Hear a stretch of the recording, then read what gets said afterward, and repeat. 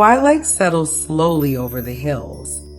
The last light of day lingers along the horizon, turning distant fields and quiet woodlands into soft shapes of silver and blue. A narrow path winds between ancient trees, disappearing into a gathering mist, and somewhere beyond those trees comes the faint sound of music. It is not the music of a village celebration or the sound of travelers returning home before nightfall. It is something older, carried on the evening air like a memory.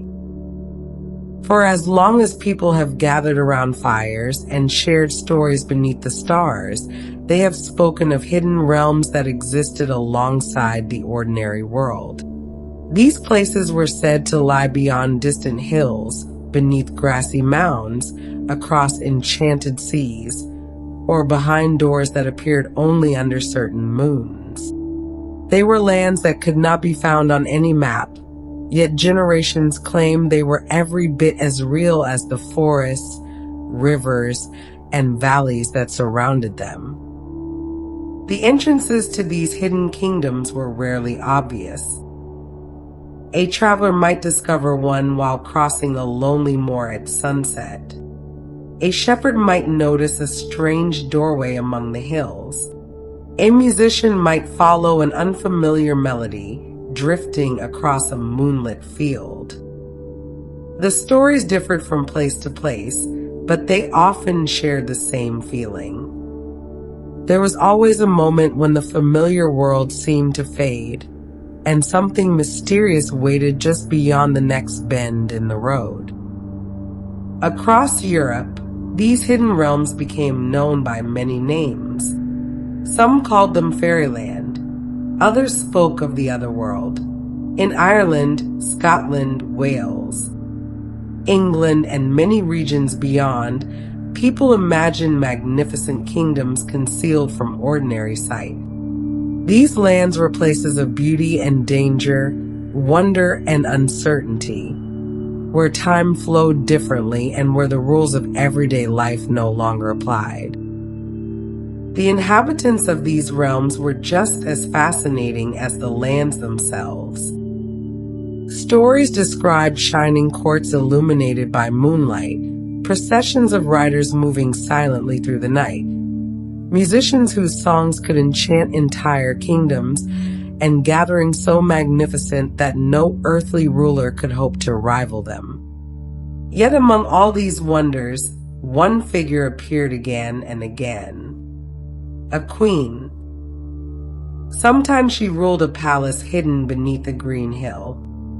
Sometimes she presided over a court filled with fairies, spirits, and magical beings. Sometimes she appeared beside a forest path, offering knowledge, gifts, or invitations that could change a life forever. And sometimes she traveled through dreams. The fairy queens of folklore were not all alike. Some were gentle and generous. Some were mysterious and distant. Others possessed great power and inspired equal measures of admiration and caution. Yet despite their differences, they occupied a special place in the imagination of countless generations. People remembered their names. Poets celebrated them in verse. Storytellers preserved their legends. Artists painted their kingdoms. Musicians sang of their courts. And long after many ancient beliefs had faded, the fairy queens remained. Part of their enduring appeal comes from the worlds they inhabit. Fairy kingdoms often exist at the edge of perception. They are places that seem almost reachable, yet never fully accessible. A traveler may glimpse a distant light among the hills. A rider may hear music carried on the wind. Someone standing beside an ancient mound may wonder what stories once surrounded that quiet place. The imagination fills the rest. Perhaps that is why fairy tales have survived for so many centuries. The details may change. Names may shift from one generation to the next. New stories emerge while older traditions fade. Yet the idea remains remarkably constant. Somewhere beyond ordinary sight lies another realm, one touched by enchantment, mystery, and wonder. Tonight, we will spend time exploring some of the most famous queens of those realms. We will wander through moonlit forests and hidden valleys. We will visit enchanted courts and distant islands. We will hear stories passed from medieval storytellers to Renaissance playwrights, from wandering poets to modern readers. Along the way, we will meet rulers whose kingdoms existed in dreams, beneath hills, across enchanted seas, and upon legendary islands.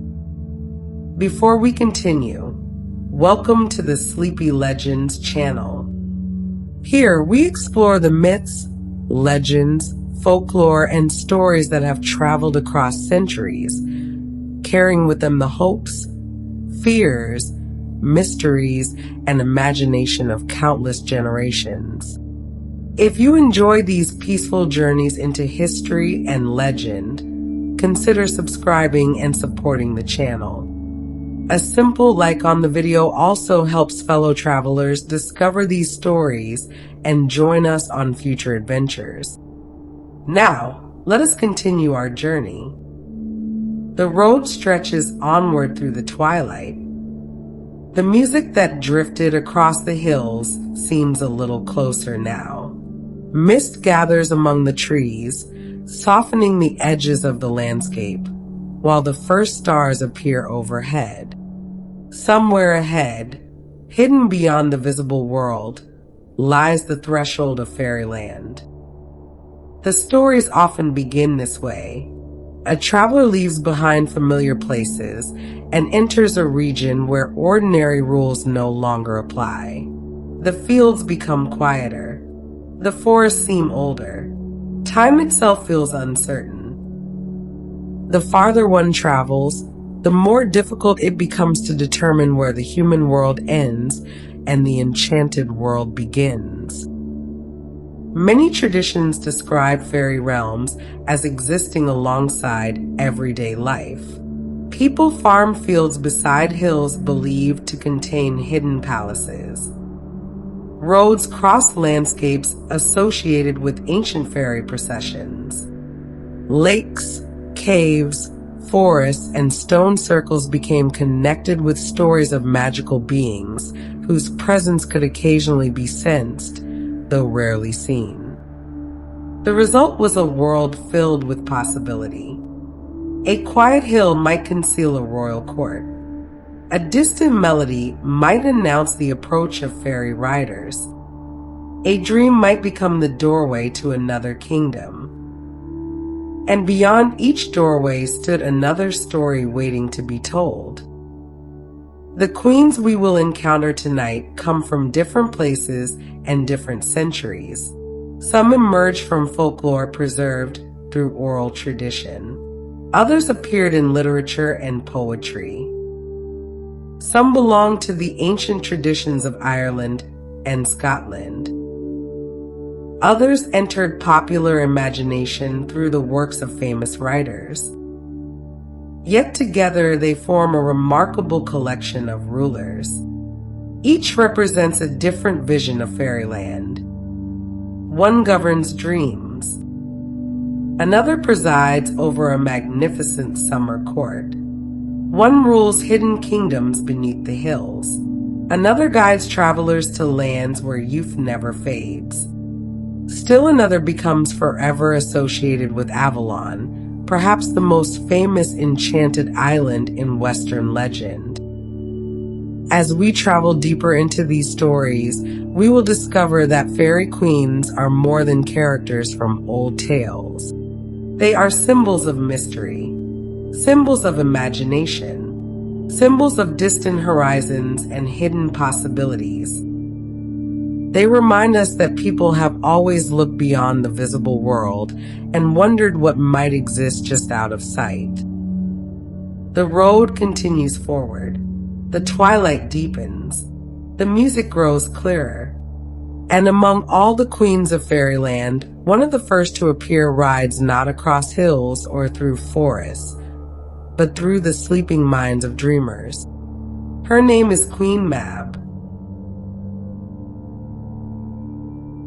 Long before people studied dreams through science or psychology, they often imagined that dreams arrived from somewhere beyond themselves. A strange vision during the night might be interpreted as a message, a warning, a memory, or perhaps even a journey. In many cultures, the boundary between sleeping and waking seemed far less certain than it does today. Dreams occupied a mysterious space, one that invited questions but rarely offered clear answers. What created dreams? Where did they come from? Why did some dreams vanish by morning while others remain vivid for years? Stories emerged to provide possibilities. Among the most memorable answers was the figure of Queen Mab, a tiny fairy queen who traveled through the sleeping world, carrying dreams to those she visited during the night. Queen Mab is most widely known today because of her appearance in the works of William Shakespeare. Yet, like many figures associated with folklore, her story seems to draw upon ideas that were already much older. Shakespeare did not create the fascination surrounding dream spirits and fairy beings. Instead, he inherited a world already filled with tales of enchantment, supernatural visitors, and unseen forces that moved through the darkness after sunset. By the late 16th century, fairies occupied a curious place in popular imagination. Some stories portrayed them as playful. Others described them as mischievous. Still others suggested they possessed powers beyond human understanding. People exchanged tales about fairy gatherings, hidden kingdoms, enchanted hills, and strange encounters that occurred in lonely places. Such stories were passed from generation to generation, changing slightly each time they were told. Within this rich tradition, Queen Mab emerged as one of the most memorable fairy rulers. Her most famous description appears in Shakespeare's Romeo and Juliet. There, she is portrayed as a remarkably small figure who rides through the night in an equally tiny chariot. Shakespeare describes her carriage with extraordinary detail, imagining wheels crafted from delicate materials and a vehicle so small that it could travel across a sleeper's face without disturbing them. The image is whimsical, yet it is also strangely beautiful. In Shakespeare's vision, Queen Mab moves silently through the darkness, visiting sleeping people and bringing dreams suited to their desires, ambitions, and occupations. Lovers dream of romance. Lawyers dream of legal victories.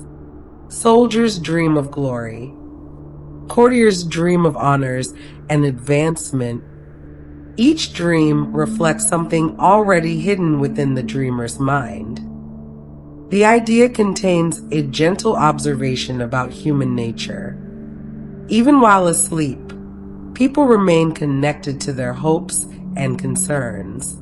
The subjects that occupy waking hours often continue their journey into the night, taking new forms within dreams. Queen Mab becomes the guide who carries those visions.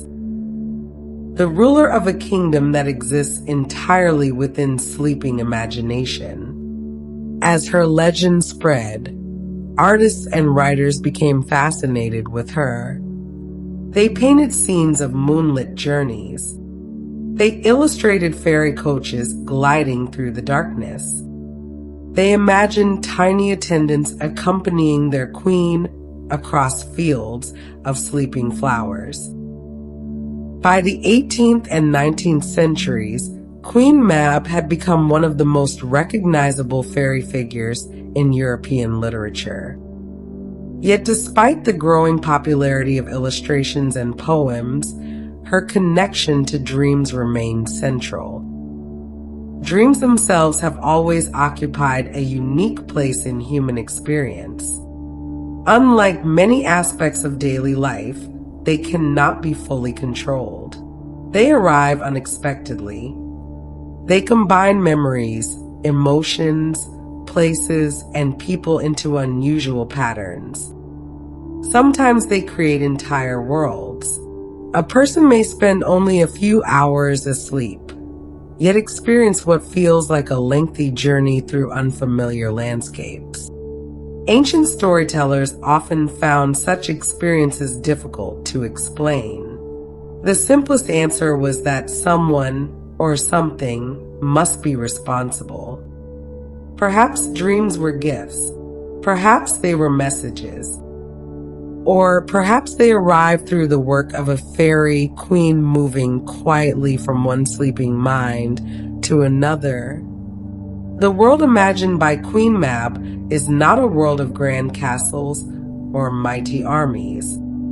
It is a world measured in whispers, a world of moonlight, a world where the smallest details become significant. The flutter of a wing, the creak of a branch, the movement of mist across a meadow. These are the kinds of images frequently associated with fairy lore, and Queen Mab embodies them perfectly. She is not a queen of conquest. She is a queen of imagination. Night after night, generation after generation, people continue telling stories about dreams and the mysterious places they seem to reveal. Some dreams brought joy, others brought confusion. Many disappeared before breakfast, leaving behind only fragments. Yet the mystery endured. Even today, dreams retain much of their ancient fascination. People still wonder why certain dreams remain memorable while countless others vanish. They still reflect upon vivid visions experienced during sleep. They still tell stories about dreams that felt unusually real. In that sense, the kingdom of Queen Mab has never entirely disappeared. The names and explanations may have changed. The world has changed, but the experience remains familiar. Every evening, countless people drift into sleep. Every evening, the ordinary world fades for a time, replaced by landscapes, conversations, and adventures that exist only within the mind. And somewhere within centuries of folklore and imagination, a tiny fairy queen continues her silent journey through the night, carrying dreams from one sleeper to the next beneath the light of the moon. The image of Queen Mab proved remarkably durable. Long after Shakespeare's lifetime, writers, artists, and storytellers continued to find inspiration in the tiny queen who traveled through the sleeping world. New generations inherited the old stories and reshaped them according to their own tastes, adding fresh details while preserving the sense of mystery that had always surrounded her. As the centuries passed, fairy lore changed. Medieval people often viewed fairies with a mixture of curiosity and caution. Fairy encounters could be wondrous, but they could also be unpredictable. A traveler who wandered into the wrong place at the wrong time might find themselves caught in circumstances far beyond their control. By the 18th century, however, many writers began emphasizing the more enchanting side of fairy traditions. Fairies became increasingly associated with beauty, imagination, and wonder. Queen Mab fit naturally into this changing vision. Artists painted her beneath moonlit skies, Poets described her journey through gardens filled with silver flowers. Illustrators surrounded her with butterflies, glowing lanterns, and delicate wings that shimmered in the night. The fairy queen gradually became less threatening and more dreamlike. In many ways, this transformation reflected changing attitudes toward imagination itself. Earlier generations often treated fairy stories as traditions connected to real places and real experiences. By contrast, later writers increasingly explored fairy lore as a doorway into creativity, fantasy, and the inner life of the mind. Queen Mab occupied a perfect position between these two worlds. She belonged to folklore, she belonged to literature, and she belonged to dreams. Few figures could move so easily between all three. The 19th century became especially important in shaping the image of fairies that many people recognize today. Across Europe and North America, artists developed a fascination with enchanted forests, hidden kingdoms, and magical beings. Fairy paintings became enormously popular. Galleries displayed scenes filled with tiny figures dancing beneath moonlight or gathering among flowers and mushrooms. Some artists portrayed vast fairy courts. Others preferred intimate scenes filled with miniature details. Again and again, Queen Mab appeared. Sometimes she rode her famous chariot. Sometimes she presided over a gathering of fairies. Sometimes she appeared alone, drifting across the night sky above sleeping villages. The exact details varied.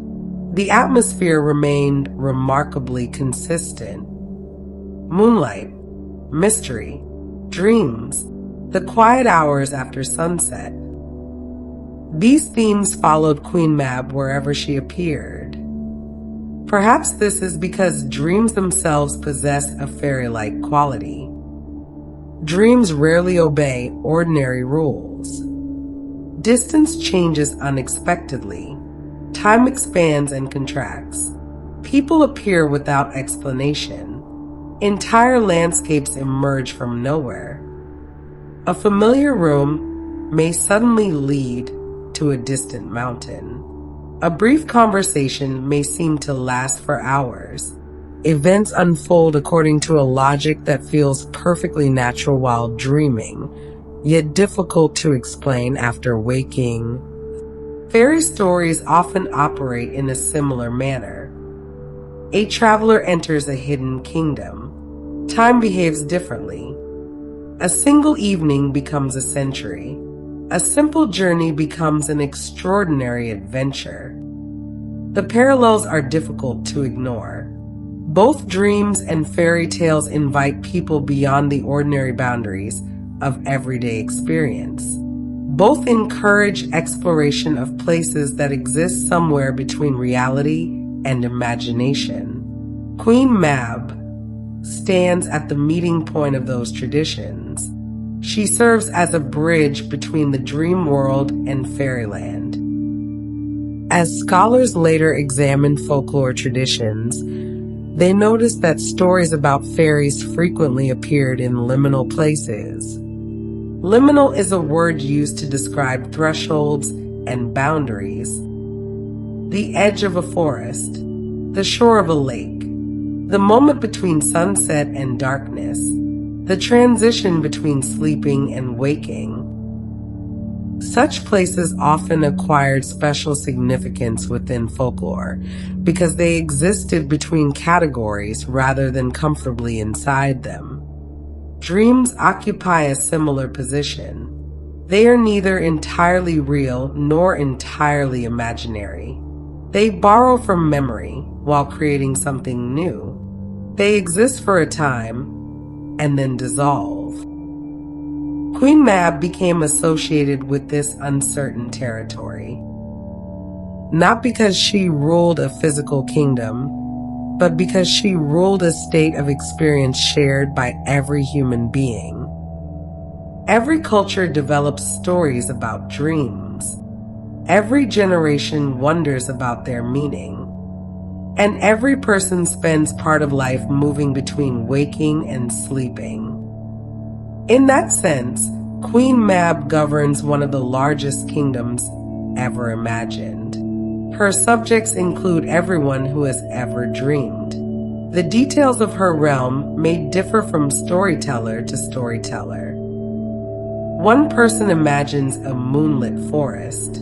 Another imagines a silver palace among the clouds. Someone else envisions a tiny chariot gliding silently across the stars. Yet all these visions share a common theme. The dream world remains a place of mystery. It remains a place of possibility. It remains a destination that people visit every night without ever fully understanding. That enduring mystery helps explain why Queen Mab survived long after many other folklore figures faded from popular memory. She represents something universal, not a specific location, not a particular historical event, but an experience shared across centuries. The experience of falling asleep and entering a different world. Tonight, just as countless storytellers imagined before us, we have followed Queen Mab through that kingdom of dreams. We have wandered through moonlit visions and considered how generations understood the mysteries of sleep and imagination. Yet fairyland contains many queens. Beyond the realm of dreams lies another kingdom, one filled with flowering woods, enchanted courts, and moonlit celebrations. And among its rulers stands perhaps the most famous fairy queen of all, Titania.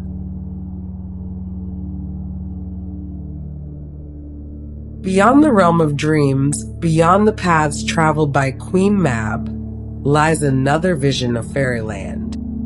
This is a kingdom of flowering woods and moonlit clearings.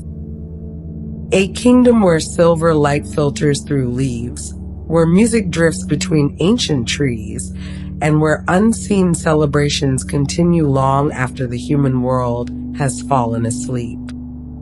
At the center of this enchanted realm stands Titania.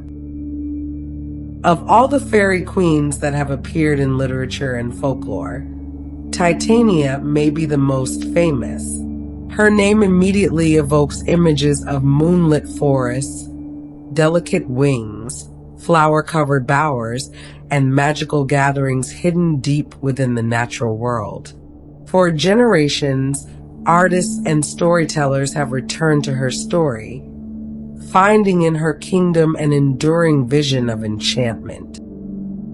Like Queen Mab, Titania is closely associated with the work of William Shakespeare. She appears in A Midsummer Night's Dream, one of the most beloved plays in the English language. Yet much like Queen Mab, Titania eventually grew beyond the boundaries of a single literary work. She became a symbol of fairyland itself. When most people imagine a fairy queen, they often imagine something very much like Titania. Shakespeare introduces her as a powerful ruler. She is not merely a decorative figure who wanders through the forest. She commands respect from the fairies around her. She possesses authority, dignity, and independence. Her presence shapes the world she inhabits. Even the natural world appears connected to her influence. Throughout the play, Shakespeare suggests that disturbances between Titania and her king, Oberon, affect the balance of nature itself. The seasons become confused. Weather patterns shift. Crops struggle. Rivers overflow their banks. The imagery is striking. It presents the fairy court as something deeply intertwined with the rhythms of the natural world. To modern readers, this connection may seem poetic. To earlier generations, however, the idea would have felt familiar. Many traditional societies viewed nature as alive with unseen forces. Forests, rivers, hills, and meadows possess their own stories and spirits. Fairy lore often developed alongside these beliefs, creating a landscape where the visible and invisible worlds existed side by side. Titania fits naturally into such a world. She is a queen of growing things, a queen of flowers, a queen of summer nights. Her court exists among leaves, blossoms, and moonlit branches rather than within stone castles and fortified walls. The setting itself helps explain why Titania became so beloved. There is a timeless quality to summer evenings. The air feels softer. The days linger longer. The boundary between daylight and darkness stretches across the horizon. In such moments, it becomes easy to imagine hidden worlds existing just beyond sight. A grove of trees becomes a gathering place for fairies. A patch of wildflowers becomes the floor of a royal court. A distant melody becomes evidence that unseen celebrations are taking place nearby. Titania's kingdom thrives in precisely this atmosphere. It is a realm built from imagination, yet rooted in experiences familiar to almost everyone who has spent time outdoors during a quiet summer evening. Shakespeare filled her world with vivid details. Fairies sleep inside flowers. Dewdrops glisten like jewels. Moonlight transforms ordinary landscapes into enchanted spaces. Every corner of the forest seems capable of revealing something unexpected. The result is a fairyland that feels inviting rather than distant. Listeners and readers do not merely observe it, they enter it. Perhaps that is why Titania has endured for centuries. She represents a version of fairyland that feels beautiful rather than frightening, mysterious rather than threatening, enchanting rather than dangerous. Her realm offers wonder, it offers beauty, it offers escape. Yet Titania is not simply a symbol of gentleness. She is also a ruler. One of the most memorable aspects of her story is her refusal to surrender her independence. She disagrees openly with Oberon. She defends her choices. She stands firmly within her authority, even when confronted by another powerful figure. For audiences across the centuries, this quality made her especially memorable. Many fairy queens appear briefly within folklore. Titania commands attention. She possesses a distinct personality. She feels less like a symbol and more like a sovereign. Her court reflects that same sense of dignity. The fairies who accompany her are not random magical creatures wandering through the woods. They form a community with customs, responsibilities, and relationships. Together, they create the impression of a functioning kingdom hidden beneath the surface of the ordinary world. This idea would become enormously influential. Later writers, painters, and illustrators repeatedly expanded upon Shakespeare's vision. Fairy courts became larger. Fairy processions became more elaborate. Fairy queens became increasingly regal. Yet many of those later interpretations can trace their roots back to Titania. Again and again, artists return to the image of a queen surrounded by flowers and moonlight, presiding over an enchanted gathering beneath the trees. Even now, centuries later, the image remains remarkably powerful. A moonlit forest, soft music among the leaves, silver light upon the flowers, and a fairy queen seated at the center of it all. Titania remains there still, ruling over one of the most beautiful kingdoms ever imagined. Titania may be the most famous fairy queen, but she is not the only ruler associated with a fairy court. Across centuries of folklore, people imagined entire kingdoms hidden beyond ordinary sight. These realms were not populated by solitary magical beings wandering aimlessly through forests. Instead, they often possessed structure, customs, traditions, and hierarchies that closely resembled the societies of the people telling the stories. Fairy kingdoms had rulers. They had nobles. They had attendants, musicians, messengers, and guards. In many tales, they possessed everything one might expect to find within a royal court. Only the setting was different. Instead of marble halls, there were moonlit groves. Instead of candlelit chambers, there were glowing caverns beneath green hills. Instead of stone castles, there were palaces hidden within the roots of ancient forests. The similarities were not accidental. For much of history, kings and queens occupied an important place within everyday life. Monarchs ruled nations. Noble families controlled vast lands. Royal courts served as centers of power, wealth, and influence. When people imagined fairyland, it was natural for them to imagine similar structures there as well. The result was a fascinating mirror image of the human world. Fairy courts often resembled human courts, yet they remained distinctly different. They were richer, more beautiful, more mysterious.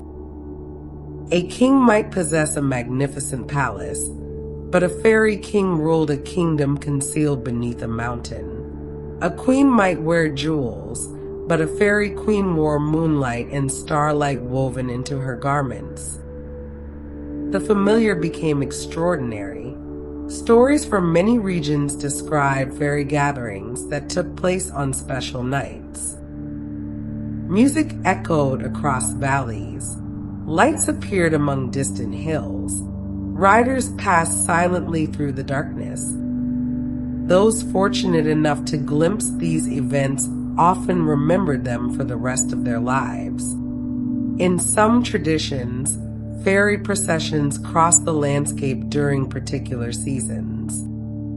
People spoke of mysterious riders traveling beneath the moon. They described hunting parties moving through forests.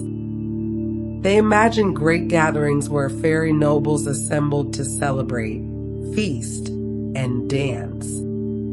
The details varied from place to place. The sense of wonder remained remarkably consistent. One reason fairy courts became so important may be that they helped transform fairyland from a collection of individual stories into a complete world. A single fairy might be interesting. A kingdom of fairies felt alive. The existence of queens, nobles, and royal customs suggested a society with its own history and traditions.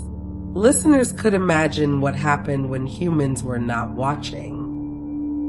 The hidden world seemed to continue existing on its own. This idea appears again and again throughout European folklore. A traveler encounters a fairy procession. A musician hears distant music. A shepherd notices lights within a hill. These experiences often provide only a brief glimpse of a much larger realm. The full kingdom remains hidden. That mystery gives fairyland much of its power. There is always more beyond what can be seen. Titania's court embodies this principle perfectly. When readers encounter her kingdom, they are seeing only a small portion of a much larger world.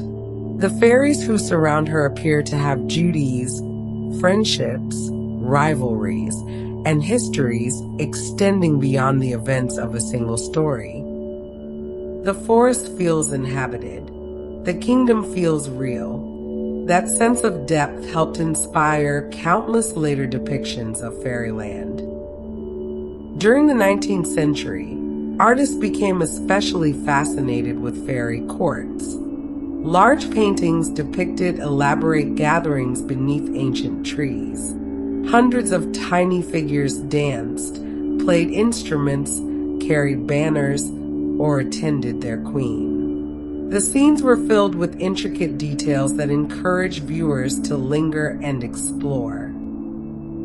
Every corner revealed something new: a musician hidden among flowers, a rider emerging from the shadows, a fairy noble watching from beneath a leaf.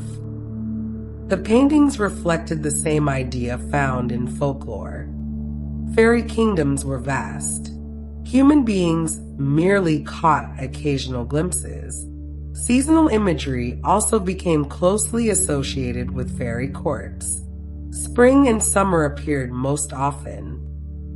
Flowers bloomed, birds sang, moonlight illuminated forests at their most beautiful. These seasons naturally complemented the image of Titania. She feels connected to growth, abundance, and the fullness of summer.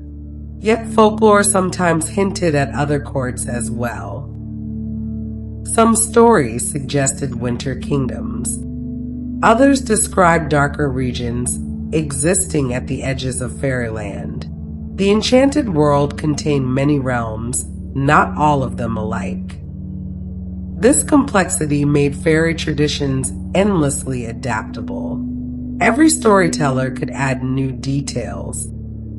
Every generation could imagine new kingdoms, yet certain images remain remarkably stable. A hidden court, a royal gathering, music in the night, a queen seated beneath the moon. These images appear again and again because they speak to something deeply human. People have always been fascinated by hidden worlds. They have always wondered what might exist beyond the horizon, beyond the forest, beyond the limits of ordinary experience. Fairy courts offered one answer. They suggested that another society existed alongside our own. A beautiful society, an ancient society, a mysterious society governed by rulers whose names survived for centuries. Among those rulers, Titania remained one of the brightest figures. Her court became the standard against which many later fairy kingdoms would be measured. Moonlit, elegant, filled with music, filled with flowers, filled with wonder. Yet as beautiful as Titania's kingdom may be, it is not the only hidden realm waiting within fairyland. Far to the north, beyond summer forests and flowering bowers, stories tell of another queen. A queen associated not with woodland celebrations, but with secret kingdoms concealed beneath hills and beyond the boundaries of the human world. Her realm is older, more mysterious, and in the legends of Scotland, she became known as the Queen of Elphame.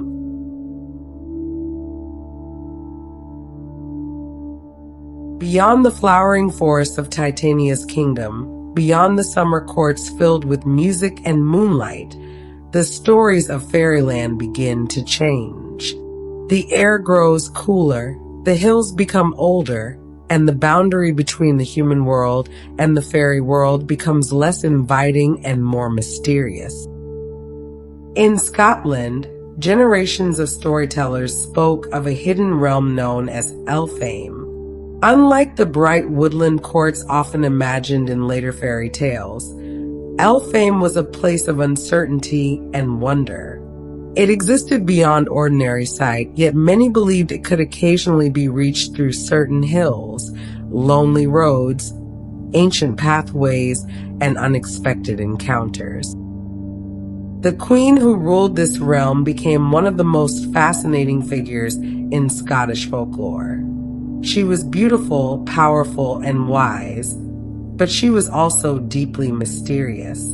Unlike many fairy queens who appear only briefly in stories, the Queen of Elphame often played a central role, guiding travelers into another world and revealing knowledge unavailable within ordinary life.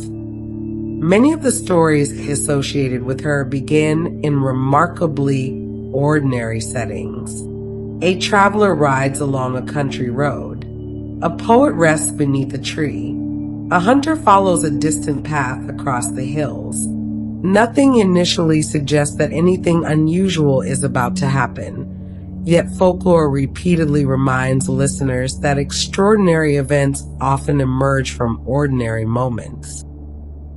One of the most famous legends connected to the Queen of Elphame concerns Thomas the Rhymer, a figure who occupied a unique place within Scottish tradition. Thomas was remembered as a poet, a storyteller, and eventually as a prophet whose wisdom became legendary throughout the region. According to the story, Thomas was resting near the Eildon Hills when he saw a remarkable woman approaching. She rode upon a white horse, and her appearance was so striking that Thomas immediately recognized her as someone unlike any ordinary traveler. In some versions of the tale, he understood at once that he was standing in the presence of the Queen of Elphame herself. The encounter changed everything. The queen invited Thomas to accompany her, and together they traveled into her hidden realm. What followed became one of the most enduring journeys in Scottish folklore. The familiar world disappeared behind them as they entered a kingdom that existed beyond ordinary geography, a place neither entirely earthly nor entirely supernatural. Stories describe this realm in different ways. Some portray magnificent halls hidden beneath hills. Others speak of beautiful landscapes illuminated by a strange and gentle light. Certain versions suggest that time itself behaved differently there, flowing according to rules unknown in the human world. The idea of altered time appears frequently in fairy traditions. A visitor may spend what feels like a few days in fairyland, only to discover that years have passed in the human world. In other stories, centuries vanish in what seemed like a single evening. Such tales reinforce the idea that fairyland existed beyond the normal order of things. The Queen of Elphame often appears as a guide through these mysteries. She understands the hidden roads connecting worlds. She possesses knowledge unavailable to ordinary people. While many fairy rulers command attention through displays of power, the Queen of Elphame often commands attention through wisdom and understanding. Scottish storytellers seem particularly fascinated by this quality. Again and again, legends describe encounters that lead not merely to wonder, but to insight. Travelers return changed by what they have seen. Poets return with new inspiration. Those fortunate enough to glimpse the hidden realm often carry its memory for the rest of their lives. The landscape itself plays an important role in these traditions. Scotland is filled with dramatic hills, mist-covered valleys, ancient stone formations, and isolated pathways that seem perfectly suited to stories of hidden kingdoms. The physical landscape encourages imagination, and folklore naturally grew around places that already possessed an atmosphere of mystery. The Eildon Hills became especially important because they provided a visible location connected to an invisible story. People could look toward the hills and imagine what might exist beneath them. They could walk nearby while remembering the legends associated with Thomas and the Fairy Queen. This connection between place and story helped keep the legend alive for centuries. Unlike purely imaginary locations, the Eildon Hills remained part of everyday life. Farmers, travelers, shepherds, and villagers passed them regularly. Each journey offered another opportunity to remember the tale of the poet who met a fairy queen and traveled beyond the boundaries of the ordinary world. The Queen of Elphame herself remained elusive. Stories rarely describe every detail of her kingdom. They rarely explain all of her motives.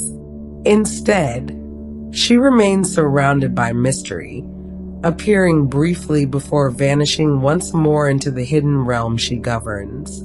That uncertainty may be one reason the legend endured for so long. Some mysteries invite endless retelling. Generations of storytellers continued returning to the Queen of Elphame because her story suggested that hidden worlds might still exist just beyond sight. Beneath familiar hills and beyond familiar roads, another kingdom waited, ancient and secret, connected to the human world by pathways known only to a fairy queen. And among the many travelers who encountered her realm, none would become more famous than a young man whose fate became forever intertwined with the mysteries of fairyland. His name was Tam Lin. The story of Tam Lin begins in the ancient woodlands and rolling hills of Scotland, in a landscape where folklore and everyday life often seem to overlap. Generations of storytellers preserve the tale because it contained many of the themes that appear throughout fairy tradition. Hidden kingdoms, mysterious encounters, enchanted places, and the uncertain boundary between the human world and fairyland. At the center of the story stands a young woman named Janet. In many versions of the legend, Janet is described as intelligent, determined, and unusually independent. Unlike characters who simply accept warnings and remain safely at home, Janet chooses to explore places that others avoid. One such place was Carter Hall. According to the legend, Carter Hall was a woodland clearing associated with the fairy world. Local people warned that travelers should be careful there, for the place was connected to forces that did not entirely belong to the ordinary world. Like many locations in fairy folklore, it existed as a threshold, a place where unexpected encounters might occur. Janet ignored the warnings. She entered the woodland and soon encountered a mysterious young man named Tam Lin. At first glance, he appeared entirely human, yet there was something unusual about him. He possessed knowledge that suggested a connection to fairyland, and before long Janet learned the truth behind his strange circumstances. Tam Lin explained that he had once been an ordinary mortal. Years earlier, however, he had fallen under the influence of the fairy realm and become part of the Queen of Elphame's court. He lived among the fairies, traveled their hidden roads, and existed between two worlds without fully belonging to either. The story becomes especially intriguing because Tam Lin does not describe fairyland as a place of simple happiness or simple danger. Instead, it appears as a complex realm filled with beauty, mystery, and uncertainty. Like many fairy traditions, the tale resists easy categories. The Queen of Elphame herself remains an important presence throughout the story. Although she does not appear constantly, her authority shapes every event. She rules the realm where Tam Lin resides, and her decisions influence the fate of those connected to her kingdom. As Janet and Tamlin grow closer, the story gradually reveals a troubling possibility. According to the legend, the fairies paid a regular tribute to darker powers, and Tamlin feared that he might someday be chosen as part of that sacrifice. Whether listeners interpreted this literally or symbolically, the threat created urgency within the story. For the first time, Fairyland became not merely mysterious, but dangerous. Janet refuses to accept Tamlin's fate. Her determination becomes one of the defining features of the legend. While many folklore heroes rely upon strength or magical weapons, Janet succeeds through courage, loyalty, and persistence. She chooses to confront the power of Fairyland itself in order to save someone she cares about. The opportunity arrives on Halloween night. Across many traditions, Halloween occupied a special place within the calendar. It was believed to be a time when the boundaries between worlds became thinner, allowing encounters that might be impossible during the rest of the year. Spirits, fairies, and other supernatural beings were thought to travel more freely as summer gave way to winter. For Janet, this night offered a chance to rescue Tamlin. Following his instructions, she waited beside the path where the fairy riders would pass. Before long, the procession appeared. The riders moved through the darkness with an otherworldly elegance, their presence suggesting the power and mystery of the hidden realm from which they came. Among them rode Tamlin. What followed became one of the most memorable scenes in Scottish folklore. Janet seized Tamlin and held tightly as the enchantments of Fairyland took effect. According to the story, he transformed repeatedly in an effort to escape. Some versions describe him becoming a lion, a serpent, a burning brand, or other frightening forms. Yet Janet refused to release him. The transformations continued. The challenge grew more difficult. Still, she held on. Finally, the enchantment ended, and Tamlin returned to his human form. Through determination and courage, Janet succeeded where many others might have failed. She reclaimed him from the power of Fairyland and brought him back to the ordinary world. The Queen of Elphame's response varies among different versions of the tale. In some tellings, she expresses anger at losing one of her followers. In others, she seems resigned to the outcome. Regardless of the details, her role remains significant because she embodies the authority and mystery of the fairy realm itself. The legend endured for centuries because it combines several powerful themes. It is a love story, but it is also a story about courage. It is a fairy tale, yet it is deeply connected to the landscapes and traditions of Scotland. Most importantly, it reminds listeners that Fairyland was never imagined as entirely separate from the human world. The two realms touched one another constantly. Paths crossed unexpectedly. Lives became intertwined. Ordinary people encountered extraordinary circumstances in forests, fields, and lonely roads. The Queen of Elphame ruled a hidden kingdom, yet her influence extended far beyond its borders. Through Thomas the Rhymer, Tamlin, and countless other stories, Scottish folklore preserved the image of a fairy queen whose realm existed just beyond sight. Her kingdom was older than memory, concealed beneath hills and hidden roads, waiting for those rare moments when the boundary between worlds briefly opened. Yet Fairyland was not found only beneath hills and forests. Far across the Western Sea, Irish storytellers imagined another enchanted realm. It was a land of beauty, Youth, music, and endless wonder, a kingdom reached not through hidden doorways but across shining waters. And among its most famous figures was a radiant woman named Niamh. Beyond the hills of Scotland and beyond the hidden roads of Elphame, Irish tradition tells of another enchanted realm.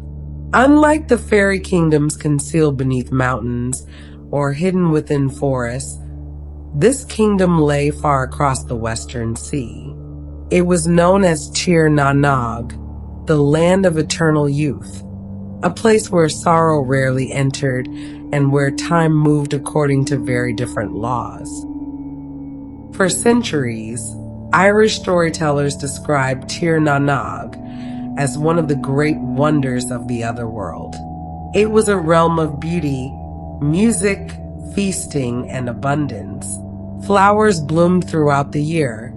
The land remained forever green, and age held no power over those who lived there.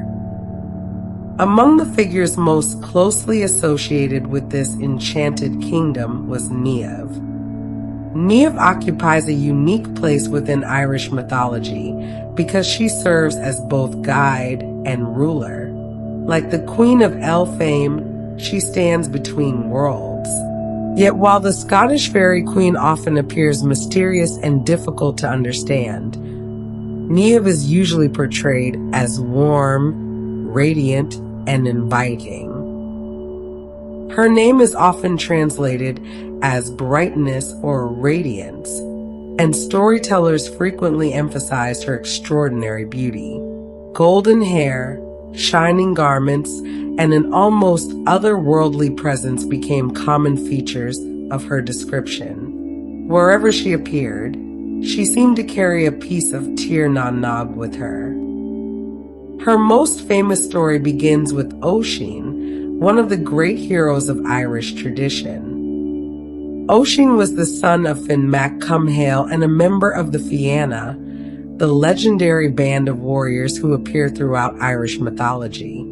He was known not only for his skill and bravery, but also for his gift as a poet. Like many heroes in folklore, he belonged equally to the world of action and the world of storytelling. One day, while Oisin and the Fianna were hunting near the coast, an extraordinary sight appeared. Across the sea came a rider unlike any they had ever seen. She approached upon a magnificent white horse whose hooves touched the waves without sinking beneath them. The horse seemed to glide effortlessly across the water, as though the sea itself welcomed its passage. The rider was Niamh. As she approached the shore, the hunters were astonished by her appearance. Everything about her suggested that she belonged to another realm. Her beauty seemed almost luminous, and her presence carried an air of calm confidence that immediately distinguished her from ordinary visitors.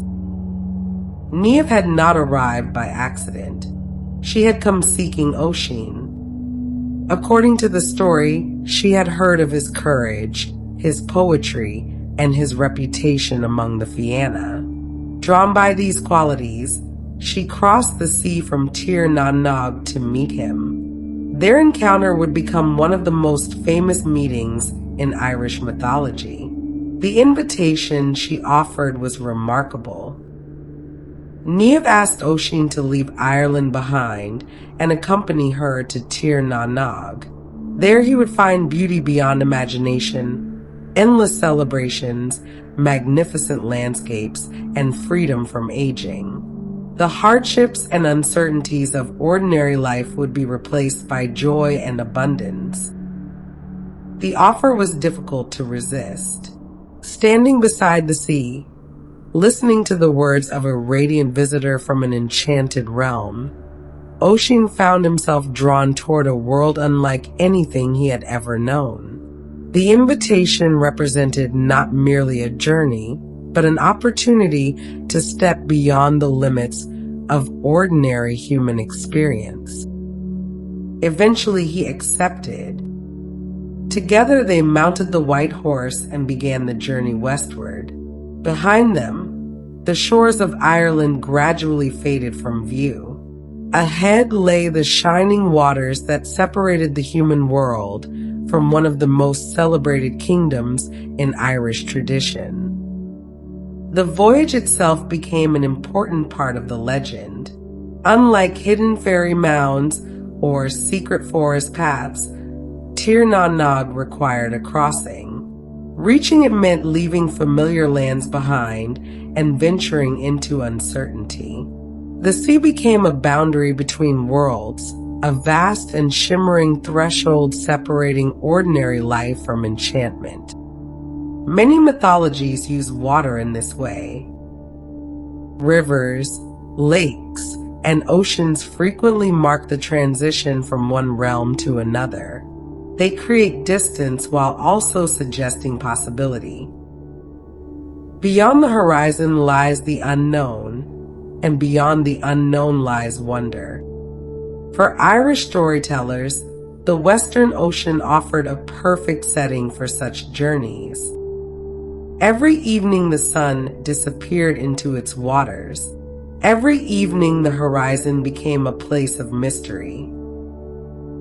It was easy to imagine another land existing there, just beyond sight, waiting for those fortunate enough to discover it. As Niamh and Oisin rowed across the waves, they traveled toward that mystery. Ahead waited Tír na nOg, the land of eternal youth, a kingdom where age did not exist, and where time itself would prove very different from anything they had ever known. When Oisin arrived in Tír na nOg, he entered a world unlike anything he had ever known. The stories describe a land of extraordinary beauty, where green fields stretched beneath clear skies and gentle music drifted across the landscape. Rivers sparkled in the sunlight, trees remained forever in bloom, and every part of the kingdom seemed touched by an enduring sense of peace. Unlike the kingdoms of ordinary rulers, Tír na nOg was not defined by walls, fortresses, or armies. Instead, its greatest treasure was time itself. The inhabitants did not grow old. Seasons passed without bringing decay. The concerns that occupied so much of human life appeared to have little power there. For Oisin, the experience must have seemed almost miraculous. The warrior who had spent his life hunting through forests, crossing mountains, and defending his homeland suddenly found himself living in a realm where hardship seemed distant. The stories describe magnificent feasts, joyful gatherings, and endless opportunities for adventure. Yet unlike adventures in the mortal world, these journeys carried little danger. Niamh remained beside him throughout these years. Together they explored the wonders of Tír na nOg, and according to the legend they shared a long and happy life. The kingdom fulfilled every promise Niamh had made when she first crossed the sea to find him. Beauty surrounded them. Music filled the air. Time itself seemed almost forgotten. One of the most fascinating aspects of the story is the way it treats the passage of years. Within Tír na nOg, Oisin experienced the flow of time much as any person would. Days followed days. Seasons followed seasons. Life continued peacefully. Yet beyond the sea, in Ireland, time moved very differently. This idea appears frequently throughout fairy traditions. A visitor enters an enchanted realm and experiences what feels like a relatively short period of time. Upon returning home, however, they discover that decades or even centuries have passed. The familiar world has changed, and the people they once knew have vanished into history. Such stories may reflect a deep human awareness of how quickly life passes. Years often seem long while they are unfolding. Looking backward, however, entire decades can feel surprisingly brief. Fairy tales transform this observation into something tangible, creating magical kingdoms where the strange nature of time becomes part of the story itself. Eventually, Oisin began thinking about Ireland. The memory of his homeland remained with him. He remembered the Fianna. He remembered the forest where he had hunted, the companions who had shared his adventures, and the familiar landscapes of his youth. Even the beauty of Tír na nG could not entirely erase those memories. At first, the thoughts came only occasionally. Over time, they became more persistent. The desire to see Ireland again gradually grew stronger. Niamh understood his feelings. According to the legend, she warned him that returning would carry great risks. The world he remembered might no longer exist as he expected. Time flowed differently between the two realms, and neither of them could know exactly how much had changed during his absence. Yet she also recognized that some journeys must be taken. Finally, she agreed to let him return, providing one important warning. Oisin could ride her magical white horse back to Ireland, but he must never touch the ground. As long as he remained mounted, he would retain the protection of Tír na nG. The instruction seemed simple. The consequences would prove enormous. Oisin crossed the sea once more and approached the shores of Ireland. Yet almost immediately he sensed that something was wrong. The land was familiar, but it was not the Ireland he remembered. Villages had changed. People spoke of events he had never heard of. The world felt both recognizable and strangely distant. The greatest shock came when he asked about the Fianna. No one knew them. The heroes who had once been celebrated throughout Ireland now belonged to the distant past. Their stories survived, but the people themselves had vanished generations earlier. Everything Oisin remembered had become history. The realization was heartbreaking. What had felt like a relatively brief absence had actually lasted hundreds of years. Everyone he had known was gone. The world had continued without him, moving steadily forward while he remained unchanged within the timeless beauty of Tír na nG. As he traveled through the countryside, Oisin encountered a group of men struggling to move a heavy stone. Seeing their difficulty, he naturally wished to help. Leaning down from his horse, he reached toward the burden. In that moment, disaster struck. The saddle slipped. Oisin lost his balance, and for the first time since leaving Tír na nG, he touched the soil of Ireland. The enchantment vanished immediately. All the years that had been held at bay suddenly caught up with him. The youthful warrior was transformed into an aged man, carrying the weight of centuries in a single instant. The magic that had protected him could no longer shield him from time. The ending of the story is both beautiful and melancholy. Unlike many legends, it does not conclude with triumph or celebration. Instead, it reflects upon memory, change, and the passage of years. Oisin gained access to one of the most wondrous kingdoms ever imagined. Yet even such a gift could not free him entirely from the realities of longing and loss. Niamh remains an important figure within this ending. She is not responsible for Oisin's fate, nor does she deceive him. Throughout the story, she acts with kindness, honesty, and affection. The tragedy emerges not from malice, but from the unavoidable differences between the mortal world and the timeless realm she calls home. Perhaps that is one reason the story has endured for so many centuries. Niamh's kingdom represents a dream shared by countless generations. It is a place where beauty remains constant, where youth never fades, and where joy continues without end.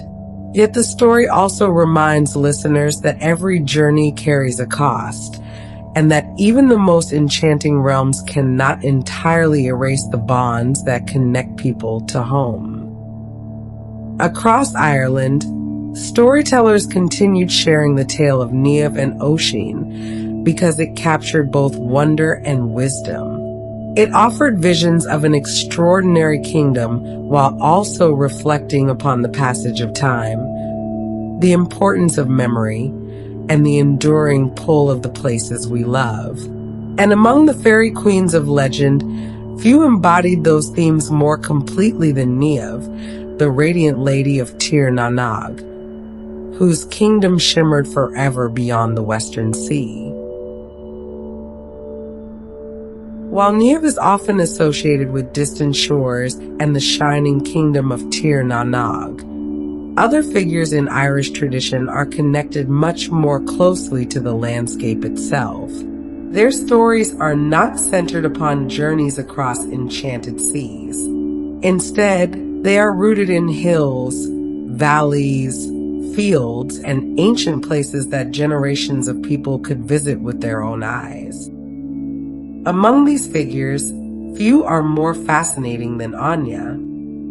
Unlike some fairy queens whose stories survive primarily through literature, Áine remained closely connected to local traditions and specific locations.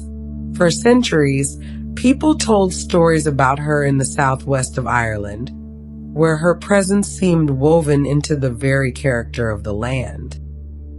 Many of these traditions center upon a hill known as Nach Áine. Rising above the surrounding countryside, the hill became one of the most important places associated with her legend.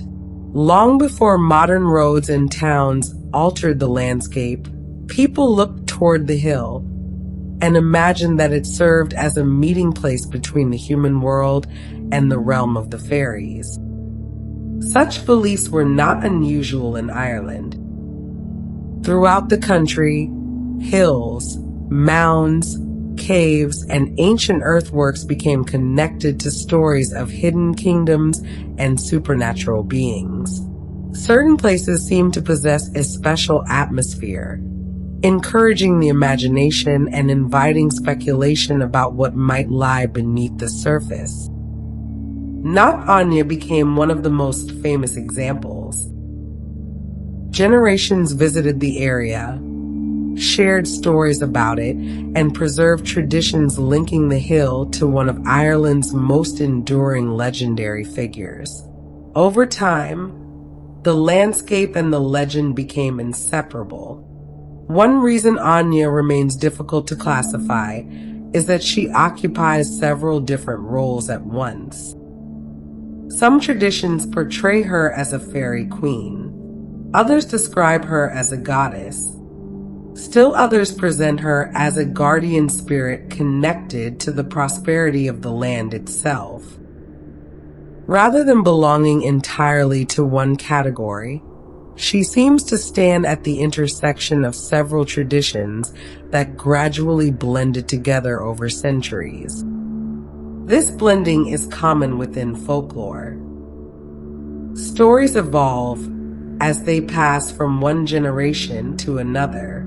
Older beliefs merge with newer ideas. Local traditions absorb outside influences.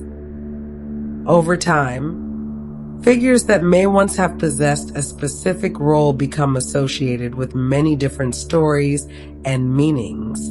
Áine appears to have undergone precisely this process. As a result, she became connected not only to fairyland, but also to themes of abundance, fertility, sovereignty, and the health of the land itself. These associations gave her a significance that extended beyond individual fairy tales. In many stories, she is described as extraordinarily beautiful. Like Niamh, she possesses a radiance that immediately marks her as someone belonging to another realm. Yet there is also something distinctly earthly about her traditions. While Niamh often feels connected to distant horizons and enchanted voyages, Áine feels connected to fields, hillsides, and familiar landscapes. Her kingdom is not always somewhere far away. Sometimes it seems to exist directly beneath the land people walk upon every day. This idea became especially important in Irish fairy traditions. Many stories describe hidden realms concealed within hills known as fairy mounds. These places appeared ordinary from the outside, yet folklore suggested they contained magnificent halls, bright chambers, and entire communities invisible to human eyes. A traveler might cross such a hill without noticing anything unusual. A storyteller, however, might see an entrance to another world. The contrast is one of the most enduring features of Irish folklore. Extraordinary kingdoms remain hidden within ordinary landscapes. Mystery exists alongside familiarity. The visible world and the invisible world occupy the same space. Áine's connection to these traditions helped establish her as one of the most important fairy figures in Ireland. She became associated with gatherings, celebrations, and seasonal customs. Certain festivals included stories about her. Certain locations preserved memories of her presence. Through these traditions, she remained a living part of local culture long after many older beliefs had faded. One particularly interesting aspect of her legend involves light. Several traditions describe strange lights moving across the landscape, especially near the hill associated with her. People interpreted these lights in various ways. Some believed they represented fairy processions. Others viewed them as signs of supernatural activity connected to the hidden realm beneath the hill. Whether viewed literally or symbolically, such stories reinforce the sense that the landscape contained mysteries not immediately visible during ordinary daylight hours. As evening approached and shadows lengthened across the countryside, familiar places sometimes seemed transformed. Hills became more mysterious. Paths appeared older. The imagination found new possibilities hidden within the gathering darkness. It is easy to understand why such traditions endured.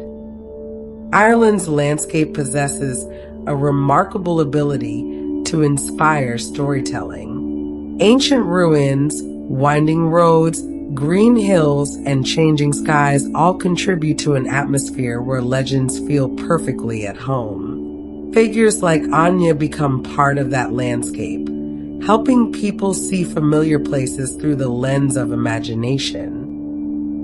For centuries, travelers looked toward hills associated with her and wondered what stories might still linger there. They imagined hidden kingdoms beneath the earth, fairy gatherings beneath the moon, and ancient traditions preserved by generations of storytellers. And behind many of those traditions stood an even older group of legendary beings, figures whose stories shaped much of Ireland's understanding of fairyland itself. They were known as the Tuatha De Danann. These legendary beings occupy a unique place within Irish mythology because they seem to exist at the boundary between gods, heroes, and fairies.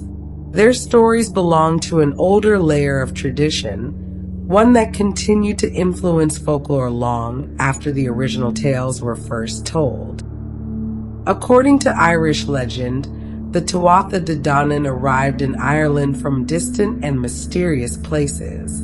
They brought with them great knowledge, remarkable skills, and powerful magical abilities. Storytellers describe them as masters of poetry, craftsmanship, healing, and wisdom, capable of accomplishing feats that ordinary people could scarcely imagine. For a time, they ruled the land. The old stories describe battles, alliances, and legendary rulers whose names echoed through generations of oral tradition. Yet the most important aspect of these tales may not be the conflicts themselves. Rather, it is what happened afterward. As the stories evolved, the Tuatha De Danann gradually became associated with the hidden world beneath the hills. Instead of disappearing entirely from tradition, they transformed. The great rulers and magical beings of earlier mythology became connected to the fairy realm. Their magnificent halls were said to exist beneath ancient mounds, hidden from ordinary sight yet never completely absent from the landscape. This transformation helped shape the fairy traditions that would later spread throughout Ireland. The hidden kingdoms associated with fairy lore were not imagined as empty places. They possessed rulers, histories, customs, and communities. The story suggested that another world existed alongside the visible one, separated not by great distance, but by perception. People might pass such places every day without realizing what lay beneath them. The connection between the Tuatha De Danann and the Íshe became especially important. Over time, many traditions came to view the fairy people as descendants, reflections, or continuations of those older legendary beings. While different regions preserved different interpretations, the general idea remained remarkably consistent. The hidden inhabitants of Ireland's fairy hills possessed an ancient heritage reaching far into the mythological past. This belief contributed to the respect many people showed toward fairy places. Certain hills were avoided after dark. Certain trees were left undisturbed. Particular landscapes acquired reputations that endured for generations.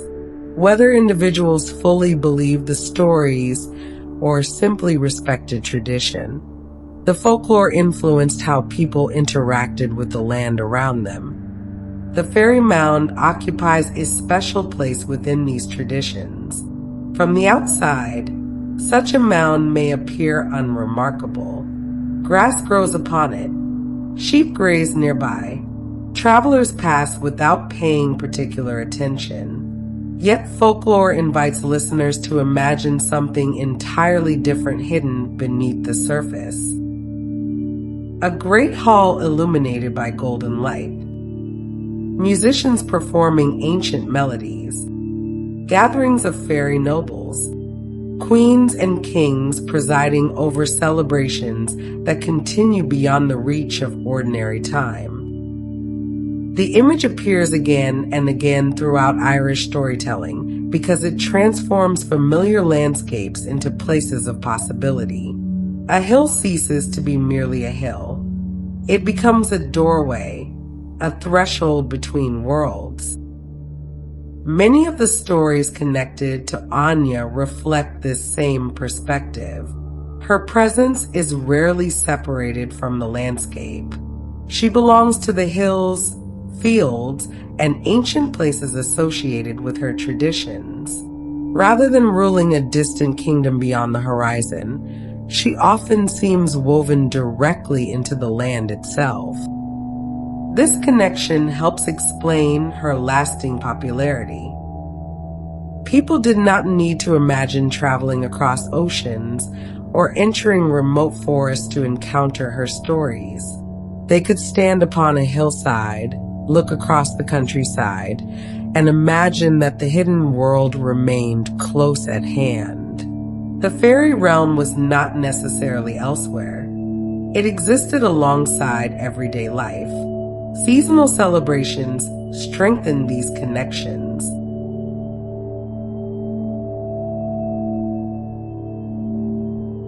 Certain festivals were believed to be times when the boundary between worlds became thinner. During such occasions, stories of fairy gatherings, processions, and encounters became especially common. Music carried across the night air. Lights appeared upon distant hills. Ordinary landscapes seemed transformed by possibility. Whether viewed as mythology, folklore, or cultural memory, these traditions reveal something enduring about the human imagination. People have always looked at the landscape around them and wondered what stories might be hidden there. Ancient hills become more than geography. Old roads become more than pathways. Familiar places become repositories of memory, legend, and mystery. The fairy traditions of Ireland preserve this sense of wonder with remarkable consistency. Again and again, the stories suggest that hidden worlds remain close. Beneath hills, beyond rivers, within ancient places, another realm continues its existence largely unseen. Its inhabitants celebrate, travel, and govern according to customs older than memory. Figures such as Áine became guardians of that imagination. Through her stories, listeners are invited to view the landscape differently. The ordinary becomes extraordinary. The familiar becomes mysterious. A hillside becomes a kingdom. A distant light becomes evidence of unseen travelers moving through the night. These themes would eventually spread far beyond Ireland. As centuries passed, stories of fairy queens traveled into literature, poetry, and romance. They crossed borders, blended with new traditions, and found expression in some of the most famous legends of medieval Europe. Among those legends, few figures became more influential than a powerful enchantress associated with an island known as Avalon. Her name was Morgan le Fay. As stories of fairy queens traveled across Europe, they gradually blended with new traditions, new legends, and new literary worlds. Among the most influential of these was the great cycle of Arthurian stories, tales of knights, quests, enchanted objects, and a kingdom that would become one of the most famous in all of mythology. Within those legends appears a remarkable figure known as Morgan le Fay. Like Áine, Niamh, and the Queen of Elphame, Morgan le Fay is difficult to place neatly into a single category. Over the centuries, she has been portrayed as a healer, an enchantress, a ruler, a guardian of hidden knowledge, and occasionally even an adversary. Her character evolved repeatedly as storytellers reimagined her role for new audiences. Yet one theme remained surprisingly consistent. Morgan le Fay belonged to the world of enchantment. Even her name reflects this connection. The word Fay derives from terms associated with fairies and magical beings. To medieval audiences, the title immediately suggested a relationship with supernatural knowledge and otherworldly power. Unlike Titania, who ruled a moonlit fairy court, or Niamh, who guided travelers to a distant paradise, Morgan le Fay often appears as a figure standing between the human world and the realm of magic itself. She understands mysteries hidden from others. She knows pathways unavailable to ordinary travelers. She possesses knowledge acquired through study, wisdom, and long experience. These qualities help distinguish her from many other figures within Arthurian tradition. The earliest versions of her story are surprisingly different from the darker interpretations that would emerge centuries later. In some medieval texts, Morgan le Fay appears not as a villain, but as a healer.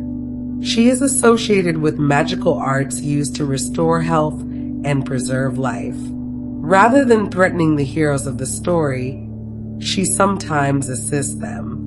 This connection to healing eventually became closely linked with Avalon.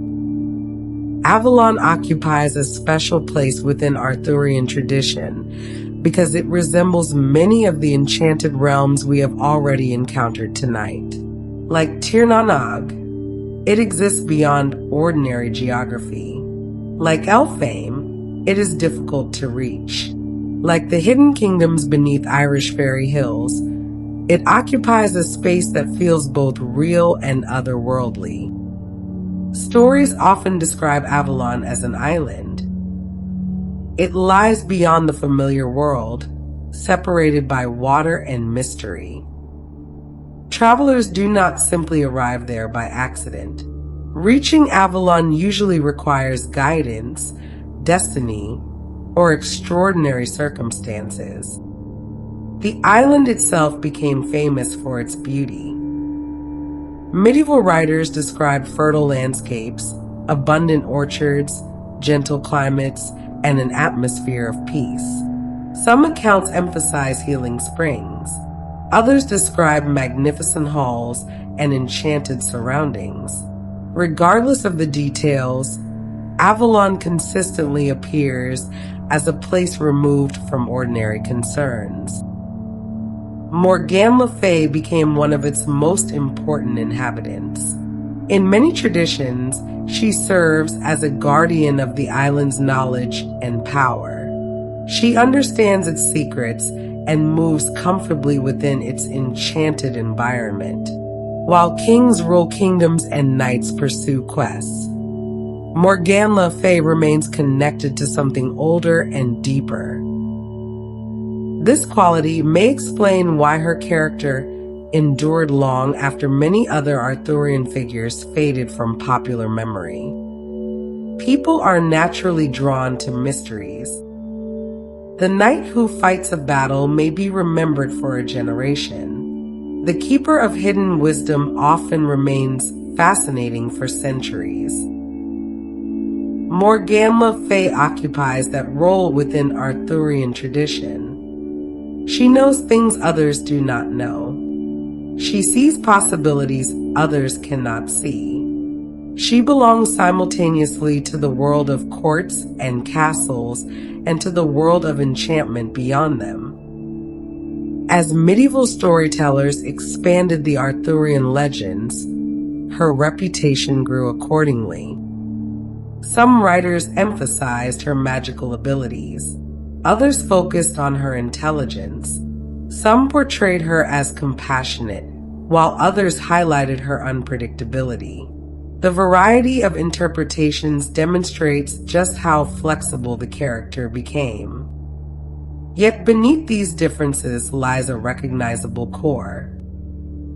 Morgan le Fay remains associated with hidden knowledge, enchanted places, and the boundaries separating ordinary life from the magical world. In this respect, she resembles many of the fairy queens who came before her. Like Queen Mab, she possesses access to unseen realms. Like Titania, she commands respect and authority. Like the Queen of Elphame, she serves as a guide through mysteries. Like Niamh, she is associated with a distant and beautiful otherworld. Like Áine, she remains deeply connected to the landscape that shapes her story. For this reason, Morgan le Fay feels less like a departure from the traditions of fairyland and more like their continuation. The legends surrounding her gathered together themes that had existed for centuries and carried them into a new age of storytelling. And nowhere are those themes more visible than upon the shores of Avalon itself, the enchanted island where healing, mystery, and memory meet beneath an ever-present mist. Avalon occupies a special place among the enchanted realms of legend. Unlike many locations that appear only briefly in folklore, Avalon became a destination that storytellers returned to again and again. Each generation added new details, new interpretations, and new layers of meaning, yet the island always retained an atmosphere of mystery. It remained just beyond reach. Part of Avalon's appeal comes from its uncertainty. Medieval writers rarely agreed on every detail. Some described it as an island of healing. Others emphasized its orchards, its beauty, or its magical inhabitants. A few treated it almost as a paradise, while others portrayed it as a place where ancient knowledge was carefully preserved. The differences mattered less than the feeling the stories created. Avalon was never meant to be fully explained. Like Tír na nG, it existed somewhere beyond ordinary geography. Like Elphame, it could not be reached by simply following a road. Like the fairy hills of Ireland, it seemed to occupy a space that was both present and hidden at the same time. Morgan le Fay became inseparable from this atmosphere. As the legends evolved, she increasingly appeared as one of Avalon's great guardians. She understood its mysteries, moved freely within its boundaries, and possessed knowledge unavailable elsewhere. In many stories, Avalon feels almost like an extension of her character. Both are beautiful. Both are enigmatic.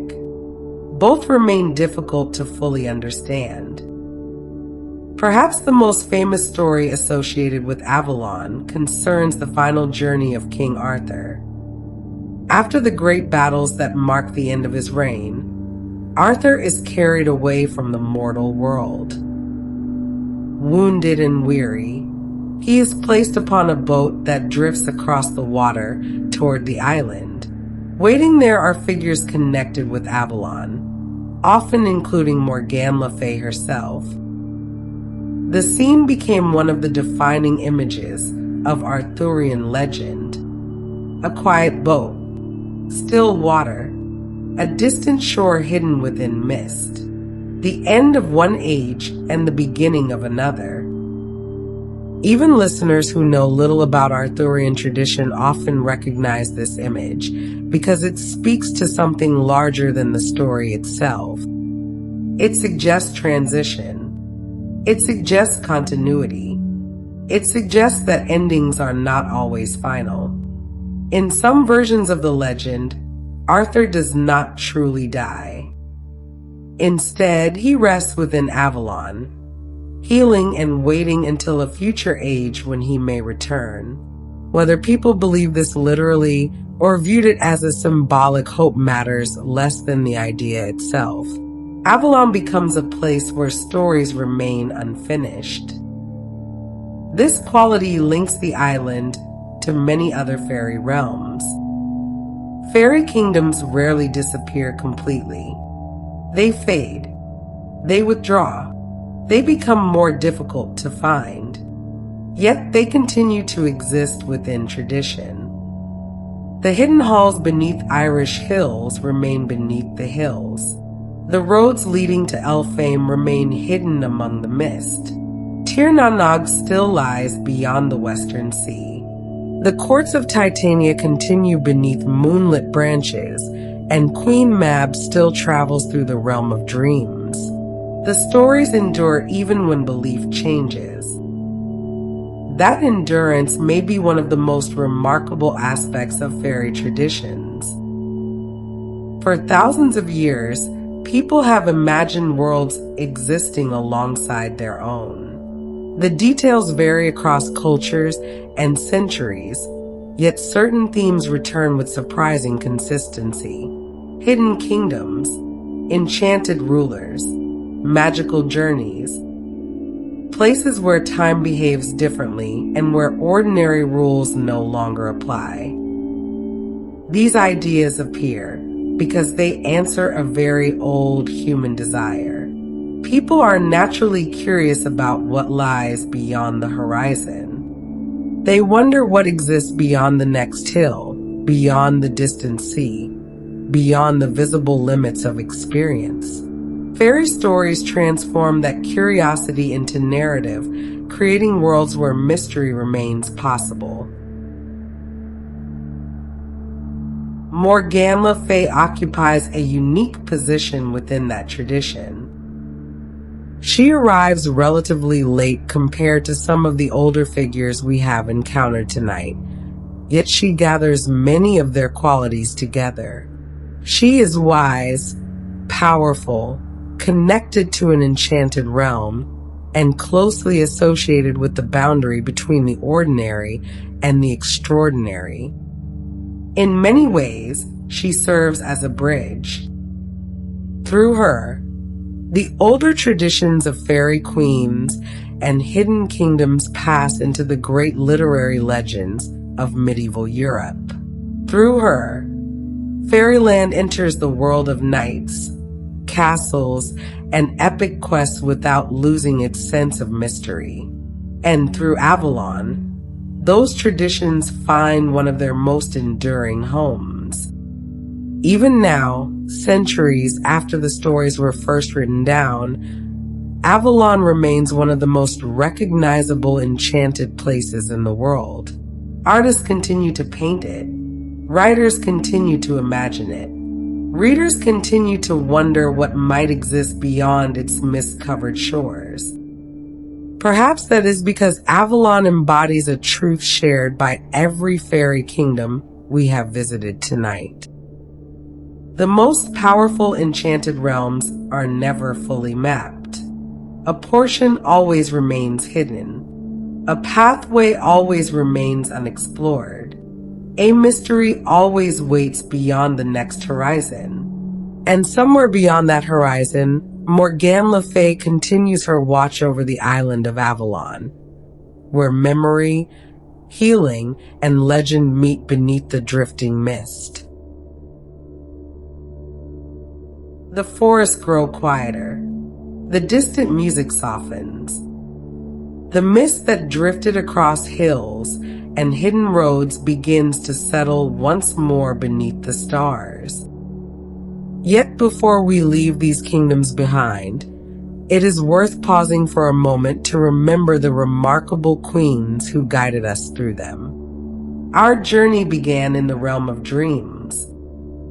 There we met Queen Mab, the tiny ruler whose kingdom exists within the sleeping imagination. For centuries, storytellers imagined her traveling silently through the night, carrying dreams from one sleeper to another.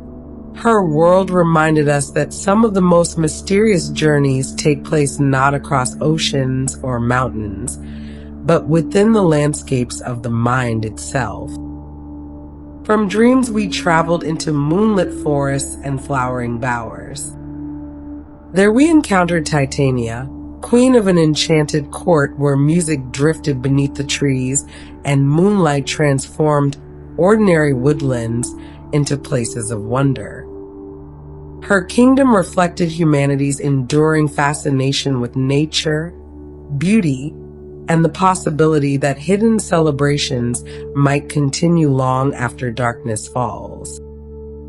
Farther north, among mist-covered hills and ancient roads, we entered the realm of the Queen of Elphame. Her kingdom felt older and more mysterious. Travelers crossed unexpected thresholds and discovered hidden worlds concealed beyond ordinary sight. Through stories such as those of Thomas the Rhymer and Tam Lin, Generations imagined a fairy realm that existed just beyond the boundaries of everyday experience.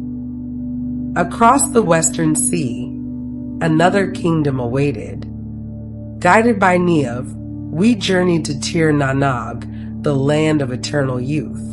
There, age held no power, beauty remained constant, and time flowed according to unfamiliar rules.